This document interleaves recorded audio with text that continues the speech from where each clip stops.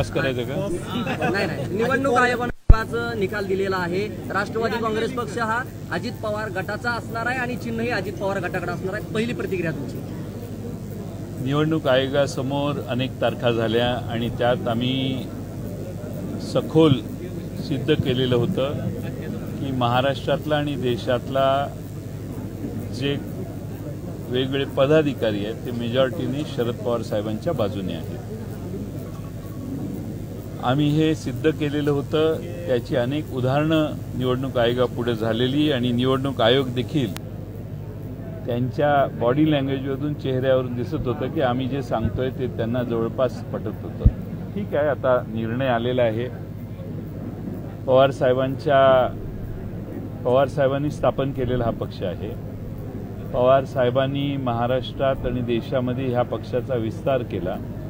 28 राज्यात हा पक्ष आहे. त्यातल्या 23 राज्याच्या अध्यक्षांनी त्यांना पाठिंबा दिला.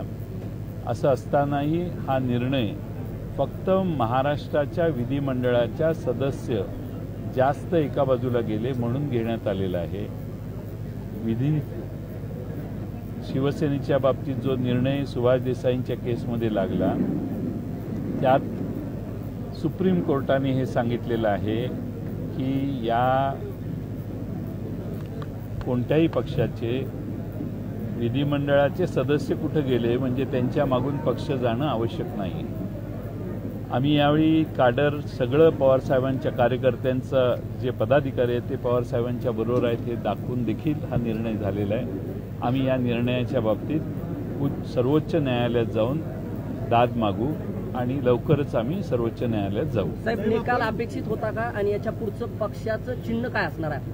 हा निकाल अनपेक्षित होता कारण आमचे वकिलांनी जे आर्ग्युमेंट केले ते अतिशय उत्तम होते. त्याला समोरच्या बाजूने कोणतंही काउंटर आर्ग्युमेंट विशेष झालेलं नव्हतं. तरी देखील असा निकाल होतो हा सरासर अन्याय आहे. शरद पवार साहेबांच्यावर अन्याय आहे आणि त्यामुळं याच्यावर आम्ही सुप्रीम कोर्टात जाऊ.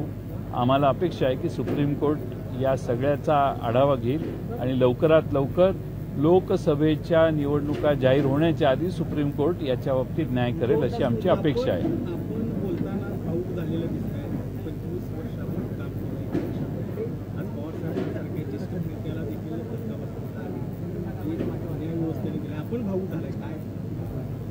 आम्ही ह्या पक्षात 25 वर्ष काम करतोय आणि त्यामुळं वाटणारच ना मनाला. महाराष्ट्रातल्या लाखो कार्यकर्त्यांना हे वाटणार. आज ती भावना सगळ्यांच्यात आहे. चेहऱ्यावर उत्साह, नाराजी वगैरे वाटते? तुम्हाला काय वाटतंय? तुमच्या भावना काय आहेत? भावना काय, निकाल विरोधात लागलेला आहे आणि आम्ही सर्वोच्च न्यायालयात जाऊ. आम्हाला आशा आहे की किमान सर्वोच्च न्यायालयात तरी पवार साहेबांना न्याय मिळेल. ज्या पद्धतीनं एकीकडे आदिवासी पक्ष असं नाव आणि गोलकस्तुरी हे चिन्ह मिळणार आहे अशी चर्चा आहे. आपली काय त्याच्याबद्दल? मला त्याची काही माहिती नाही. त्याच्यावर आम्ही कोणता विचार केला नाही कारण आम्हाला वाटत होतं की हा पक्ष आमच्या बरोबरच राहणार आहे, आमचाच राहणार आहे. आता काय निर्माण झालेली परिस्थिती जी आहे त्याचा आम्ही बसून विचार करू.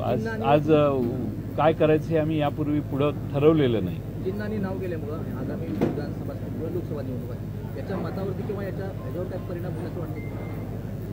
राष्ट्रवादी काँग्रेस पक्ष ज्यावेळी पहिल्यांदा 99 साली निघाला त्यावेळी शरद पवार साहेबांचं चिन्ह कोणालाच माहीत नव्हतं, घड्याळ चिन्ह. त्यावेळी देखील लोकांनी पवारसाहेबांना पवारसाहेब म्हणतील त्या उमेदवारांना निवडून दिलेलं आहे.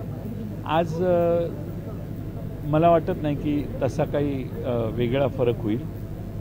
आम्ही आणि महाराष्ट्रातले शरद पवार साहेबांचे समर्थक ठामपणाने या परिस्थितीला तोंड देऊ अशी आमची अपेक्षा आहे. ज्या पद्धतीनं साहेब बोलताना अजित पवारांकडून उल्लेख काल झाला की शेवटची निवडणूक आहे, भावनिक करायला येतील, साथ मात्र आम्हाला द्या. एकीकडे हे वक्तव्य असणं आणि दुसरीकडे या निकालाचा प्री प्लॅनड वाटतं त्यांना अंदाज होता म्हणून ते अशा पद्धतीने वक्तव्य करतात. हा प्रश्न त्यांना विचारला पाहिजे ना तुम्ही. नाही, पण अशी वक्तव्य मला वाटून काय उपयोग आहे, त्यांना विचारलं पाहिजे. साहेब अशी वक्तव्य समोर येणं कसं पाहताय? वयाच्या ह्याच्यावर सातत्यानं बोलणं वगैरे कसं पाहताय? आता महाराष्ट्रातले जनतेला जे वाटतं तेच मला वाटतं. त्यात काही वेगळं काही नाही आहे. म्हणजे आपण त्यावर म्हणजे कोणतंही भाष्य करण्याच्या पलीकडे ते विधान आहे. कार्यकर्त्यांची प्रतिक्रिया म्हणत आहेत की शरद पवार हाच आमचा पक्ष हो. हेच आश्वासन करा. काय तेच आहे. वाटतं आता या मुवमेंटमध्ये?